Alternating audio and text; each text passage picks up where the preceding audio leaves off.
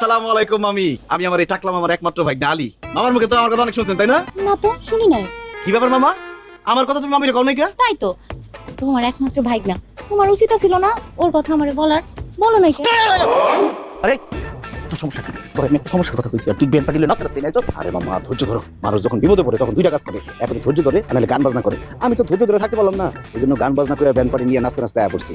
সমস্যা নাই, আমি আইছি সব সমাধান করে দেবো, কিন্তু তুমি এত ঢং করতেছো কেন? আমি তো চেহারা ভালো মা বিয়ের আগে যেটা দেখেছিল ওটা বেশি সুন্দর ছিল। ওরে লোক বাচ্চা লোক বিদেশের চেহারা দিকেও চাইও।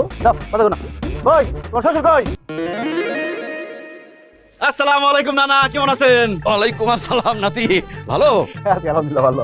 এ কি নাতি এত মিষ্টি কিনছো কেন? আরে মনে হচ্ছে পুরো বাজার উঠে আনতে চাইছিলা। পারলে বাজারে তুলে নিয়ে যেতাম। আরে মিতুর মা আরে তাড়াতাড়ি এদিকে আসো, দেখো দেখো দেখো। আরে নাতি এই একটা, এই যে দেখো আমাকে নাতি। আসসালামু আলাইকুম। ওয়ালাইকুম আসসালাম। এই যে এগুলো নিয়ে ভিতরে যাও, যাও। এই, এটার ভিতরে কি এত পাতলা কেন? আরে মিষ্টি আছে, যাও ঘরে নিয়ে যাও। সাতার মাথা আছে, খেয়ে দেখো এটার কি আছে। হ্যাঁ এ কি? নাতি তোমার একটা মিষ্টি খাওয়ায় তারপর নিয়ে যায়। না না আমার খাওয়া লাগবে না, আপনারা খাইয়েন। না না এইসব হবে না, ধরো। এ কি নাতি?